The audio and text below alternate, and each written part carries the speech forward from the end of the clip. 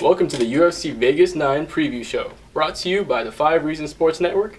I'm your host Jonathan, aka 3-Piece Combo, and today we're going to be previewing UFC Vegas 9 Overeem vs. Sakai.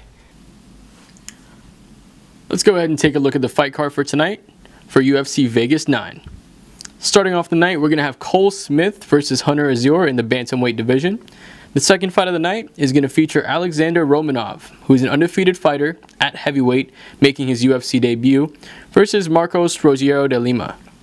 Third fight of the night is going to be in the middleweight division, Andre Muniz versus Bartos Fabinski. And the featured prelim bout is going to feature Viviane Araujo versus Montana De La Rosa in the women's flyweight division. Kicking off the main card, we're going to have Brian Kelleher facing Kevin Natividad, who's 9-1. In the lightweight division, we're going to have Thiago Moises facing off against Jalen Turner. Third fight of the main card, and my pick for fight of the night, we're going to have the exciting fighter Michael Pereira take on the knockout artist Zelim Imadayev. For the co-main event, we're going to have the light heavyweight prospect Alonzo take on former title challenger Ovince St. Preux. And for the main event, 5 rounds in the heavyweight division, Alistair Overeem versus Augusto Sakai. Continuing with that main event of the evening, we see Alistair Overeem taking on the up-and-comer Augusto Sakai. For him, he wants to make one last title push before the end of his career. At 40 years old, he doesn't have much time left on the clock before he makes that push.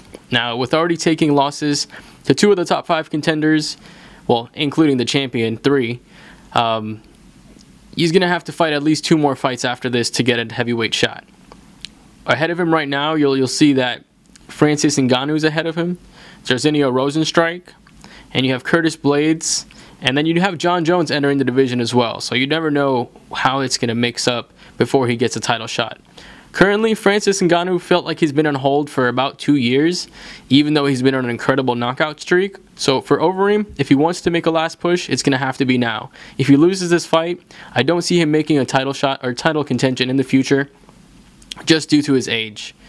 Now for Sakai, he still has a lot more time being the younger fighter that he is. At 15-1 and 4-0 in the UFC, the Muay Thai specialist is still primed for improvement coming forward. Now, for Sakai, he is going to want to be able to prove himself as a perennial contender, and by knocking out or finishing Alistair Overeem, we can see him do that.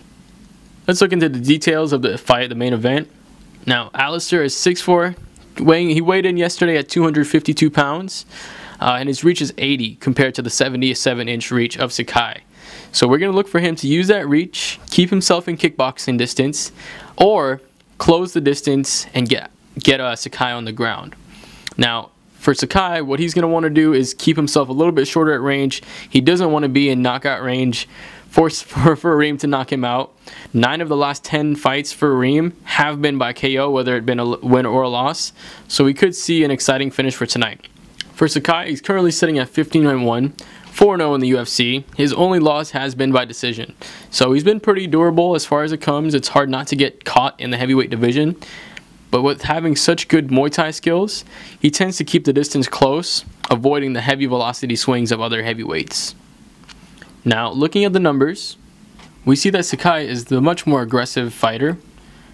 He lands 5.45 strikes per minute, significant strikes, compared to the 3.6 of Alistair. So we do see Sakai usually tend to get into that clinch, try to get some dirty boxing done. So he might be able to open up because of that. And for Overeem, he does have good clinch skills as well, but he's a pro kickboxer. He's a former kickboxing champion, so his shots are a lot more calculated, a lot more far-range shots. Now, Overeem is, while taking less shots, is the more accurate of the fighters. 63% of his shots end up landing versus only 46% for Sakai. So he does have about a little more of an advantage there, which might help in the later rounds where Sakai doesn't have that 5-round experience. Now, going into the defense, we do see a pretty similar comparison between the two fighters. But again, Overeem does win that matchup. 59% strikes defended versus only 55 for Sakai. Now, the grappling game is really where you see Alistair take over and have a heavy edge on Sakai. He has 19 submissions, which is 41% of all of his wins, versus 0 for Sakai. Now, for Overeem, he does average about a takedown and a half every 15 minutes, but we should look for him to do more this fight. In his last fight against Jairzinho Rozenstruik, he kept him on the ground for pretty much all 5 rounds, and when he made the mistake of letting him back up, he got knocked out. So we could see him kind of take a little bit more of a risk management approach to this fight and really try to take Sakai down and take him to Overeem land, where he can try to submit him. He does try to attempt at least one submission every fight, so even if he's not working on the ground and pound, he will try to submit Sakai. The good thing for Sakai, he does have an advantage in the takedown defended. He averages about 83% on his average takedown defense compared to 73% for Overeem. But Overeem's not going to have to worry about that takedown from Sakai. He doesn't really average too many of those, only 0.19 per fight. So you're not going to probably see Sakai go ahead and try to take him down. The only way Alistair will end on his back and Sakai on top is if Sakai is able to land a shot from the clinch that puts Overeem on the ground. Now, for Overeem, he averages about 54% on his takedown accuracy. So we should look for him to see probably about 2 takedowns per round until he's able to wear on Sakai. And from there, once Sakai is tired and he's all worn down, we might be able to see Overeem either land a shot or finish by decision. Moving on to the co-main event of the evening, we see OSP, Ovince St. Preux, take on Alonzo, the Gladiator Menafield. Now, for OSP, this is his return to the light heavyweight division after a 1-fight stint at heavyweight. For Alonzo, this is going to be his comeback fight. After taking a loss by decision in his last one, he wants to come back and continue his reign. Before that loss, he was 9-0, finishing all 9 of his fights in the first round pretty quickly. So that might have harmed him in the long term, because we see that he was unable to have the cardio to last 3 rounds going into that decision loss. For OSP, his strategy for this fight is going to be very simple. He wants to hold Alonzo close, stay out of that knockout range, and keep him as long as he can on the ground. He does have 9 wins by submission, and 4 of his last 5 have been by submission. So if he's able to do that, we could see OSP take the win. Now, for Alonzo, we would definitely want to see an improvement on that gas tank. After that last loss, he would definitely should learn his lesson, being able to carry that explosiveness through 3 rounds, and hopefully now he'll be able to make that experience something that benefited him long term. Let's take a look at some of the numbers going into this fight. Now, for OSP, he does have a 3-inch height advantage and a 4-inch reach advantage coming into the fight. Now, for Alonzo, he does seem like the more built of the fighters. When it comes to weight cutting, he might be able to put on some more of the weight, but with OSP being taller, the more lengthier fighter, it might benefit him to be able to keep Alonzo at range. Now, for OSP, he has 10 wins by knockout or TKO, 9 wins by submission, and 5 wins by decision. So he's a very well-rounded fighter, and he's able to get it done from a variety of different ways. Like I said, look for him to go ahead and try to take Alonzo down, with Zo having that knockout power, and try to keep him there for all 3 rounds. Now, for Menafield, 8 of his 9 wins have been by knockout. He does have 1 submission, and his only loss was a decision loss. So hopefully we see him improve on that gas tank. Taking a look at some more of the numbers that we have ahead of us, we do see that Menafield outstrikes OSP about 3.75 to 2.6 every minute. He is the more aggressive of the fighter, but like we said, that cost him in the past where he burned out his arms completely. He is a slightly more accurate fighter, landing at about a 47% clip compared to 46% for OSP. But the good thing with OSP is he's much more able to stay out of range. He only absorbs about 2.5 shots per minute compared to Alonzo's 3.75. So for Alonzo, he does have an even strike differential, which basically means he gives out as much as he takes. The bad thing for OSP is his output isn't that much. So he does tend to take a little bit more damage than he gives out. Especially being later in his career, he's going to want to keep either out of the distance of that knockout power for Menafield, or close that range, get him close, and try to take him to the ground. Looking at some of the grappling numbers, we see that Menafield does not do much grappling. In his career in the UFC, which hasn't been very long, he doesn't average any takedowns per fight. Doesn't average any submissions per fight. The only good thing he has about his defense when it comes to the grappling department is he has an 85% takedown defense. For OSP, it's a different story. He averages about 1.5 takedowns every fight, but we're probably going to see him try to take him down a little bit more this time, and he does it at about 40% clip. So if he shoots for about 5, he'll get about 2 of them. And he does have a decent takedown defense as well at 65%. And he averages about a submission attempt every 2 fights. So we might want to see him go for a little bit more this fight, being that Menenfield does have that knockout power. But we'll see how he goes ahead and plays out. The next fight up is going to be Michel Pereira versus Zelim Imadayev. Now this is going to be a pretty exciting fight. We already know that Pereira is fighting for his UFC career, quote unquote. His contract is up after this fight, so for him to want to actually continue to be in the UFC, we'd want to see him win. He is 1-2 over his last couple of fights. That win was a exciting one. It was a flying knee to a straight right that put his opponent out. Unfortunately for him, his last two fights have been losses. The first one was an upset where he lost out on a fight of the night bonus, losing $50,000. His opponent won $100,000. And his last fight, it seemed he was actually winning that one against Diego Sanchez until there was a disqualification. So he ended up losing that fight. Now for Imadayev, he's coming in with a lot of knockout power. So this is my pick for fight of the night, because you're going to see a very exciting Michel Pereira fight for his career versus a knockout artist in Imadayev. Now, for Pereira, his last 5 wins have come by knockout, and for Imadayev, his 8 last wins have come by knockout. So, odds are we might see a knockout coming into the fight. Taking a look at some of the numbers that we have here, we see that Zelim is a little bit younger. They're both pretty young as far as their fight career goes, with Imadayev being 25 and Pereira being 26. About the same height. Imadayev 6 foot tall, Pereira 6'1". We do see that Imadayev does have a little bit of a reach, so we are going to see if he's able to use that reach and knock him out. Michel is going to want to, get in the striking range and strike as well. So just expect fireworks coming in. Now, currently, Michel Pereira is 23-11. With 2 no contests coming in, finishing 10 of those wins by knockout, having 6 submissions and 6 decision wins.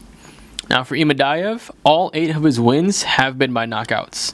So it does seem like he has a little bit of a hard time going ahead longer in fights, because he has 1 loss by knockout and 1 loss by decision. So for him to want to win this fight, he's going to want to kind of put it all together, making sure that he keeps Pereira at striking range and stay safe himself, with Pereira being a knockout artist. Now, for Pereira, he has 1 loss by knockout, 1 loss by submission, but he seems to be always on the bad end of decisions. He can't finish fights when it comes to the point game. So, as a fighter, it seems like if you're always fighting for the knockout, you might lose the point game because you're not trying to hit the small shots. You're always going for the big ones. So for Pereira, you're going to want to see him put a little bit of that piece together. Not only fight for the knockout, but make sure he hits those small shots, checks him with the jab, keeps him at bay, racking up points as well as trying to get the knockout finish. Breaking down some advanced stats going into this fight, we see that Imadayev does tend to be the more aggressive fighter. He throws about 3.69, nice, 3.69 strikes per minute, compared to only 3 by Pereira. We know Pereira is a knockout artist, but it seems like Imadayev tends to have a little bit more aggression coming in. For Pereira's benefit, he does land at a 10% higher clip, landing at 51% compared to Imadayev's 41%, and he does take less shots coming in, about 1/3 of a less shot per minute. He also does have a little bit better defense, defending about 50% of the strikes compared to Imadayev's 45%. Now, the grappling is really where we see Pereira have a big advantage over Imadayev. He averages 2 takedowns every 15 minutes, and he has 100% accurate or 100% takedown defense coming in. So for him, maybe to avoid the knockout, he might want to just try to take Imadayev down, grind on him a little bit, and then go for the knockout at the end. For Imadayev, he doesn't have the best takedown defense. He's only at 63%, and he only averages 0.6 every 15 minutes. So only every 2 fights will he attempt a takedown. So we shouldn't really see him go ahead and look for a takedown this fight. For me, I'm going to go ahead and take Pereira by knockout. I think he does have a longer career here in the UFC. Imadayev does have a bright career in the future in here as well. But for Pereira, he's done a lot of crazy things in the ring that's shown that he belongs here. He's a showman on top of a really good fighter. And if he wants to stay and continue to fight for the UFC, he'll go ahead and put on a good show for tonight. The next fight on the card, we see Munhoz versus Bartos Fabinski. Now, this is a Brazilian Jiu-Jitsu versus a wrestler matchup. So we see that Andre comes in on a 5-fight win streak. But on the other hand, Fabinski comes down averaging about 7 takedowns every fight. Now, all 4 of Munhoz's losses previously has come by knockout. And for Fabinski, he has 8 knockout victories coming in. So we might see a stand-up game with both of the ground games being neutralized. Breaking down the win-loss record for Munhoz, he comes in with 4 knockouts, 12 submissions, and 3 decision wins. And for Fabinski, he comes in with 8 knockouts. He doesn't have a submission, so he shows that he's able to take him down, but he has a heavy lack of finishing. And he comes in with 6 decisions, so he might be able to get him down and take him for the ground and pound. For Munhoz, all 4 of his losses have come by knockout. He has 0 decision losses and 0 submission losses. So look for Fabinski to try to go ahead and knock him out. Now going into the significant strikes, Munhoz does outstrike him per minute, but as far as accuracy and defense goes, Fabinski has the edge there. We might see that Munhoz will go ahead and try and take him down first so he can get that top position, but look for him to even work off of his back, being a Brazilian Jiu-Jitsu expert. In my opinion, I do take Munhoz is going to win this fight, being that he has the bigger finishing ability coming in. The next fight of the night, we see Brian Boom Kelleher take on Ray the Judge Rodriguez in the featherweight division. Now, for Rodriguez, he's coming in on a 2-day notice to make his UFC debut. And in this pandemic era, this is something that we see very often. He also comes in winning 5 straight fights at 145 pounds. And for Kelleher, he's coming in winning 17 of his 21 fights via finish. Now, looking at some of the stats, we see that for all of the wins, like we said, he only 4 decision wins for Kelleher. For Rodriguez, he has 3 knockouts, 8 submissions, and 5 of his wins have come by decision. Now, for Kelleher, he does have a tendency to lose by submission. 6 of his 11 wins has come by submission, so look for Rodriguez to try to take him down there. Moving on, we see Jalen the Tarantula Turner take on Thiago Moises. Now, this is an interesting fight because Moises has never been finished, but all 9 of Jalen Turner's fights or wins have come by finish. He has a 6.5 reach advantage, and both fighters are quite young at 25 years old. Being 6'3" compared to Thiago Moises' 5'5", you should see Jalen try to keep his range and continue working on his striking. He has 8 wins by knockout, 1 by submission. And for Moises, he comes in well balanced with 3 knockouts, 6 submissions, and 4 wins by decision. He's also hasn't lost and been finished, like we said, so all of his losses have been by decisions. Going to the significant strikes, Turner almost doubled the output that Moises puts through. He puts in about 6 shots per minute at a 48% clip compared to 2.5 by Moises at a 43% clip. Now Moises does defend a little bit better at a 57%, at 57% at defense, but it wouldn't be enough to completely avoid the damage done by Turner. Now when it comes to the grappling department, that's where you see Moises have a little bit of an advantage on paper. He does average about a takedown every match compared to 1 every 2 matches for Turner. Now, the good thing for Turner is that he does have a 76% takedown defense compared to the 68% by Moises, and he does have a Brazilian Jiu-Jitsu brown belt, so he isn't completely clueless on the ground. Now, I do think Turner will be able to use his range and finish this fight, so that's who I'm going to pick to win the fight for the Turner versus Moises. The prelim that you're going to want to look out for is the debut of Alexander King Kong Romanov versus Peziao Marcos Roguero de Lima. Romanov is coming in with 11 straight wins, all of them being finishes. He has 4 wins by knockout and 7 submissions with, like I said, 0 losses. And for Lima, he comes in with 12 knockouts, 3 submissions, and 2 decisions, so he has a quite diverse profile, although he does prefer going for the knockout. Now, we see that Romanov is coming in with a very diverse skill set, and as an undefeated prospect and a former champion in another promotion, look for him to go ahead and try to take this win. Thanks for checking out the UFC Vegas 9 preview by the 5 Reasons Sports Network. We'll see you next time.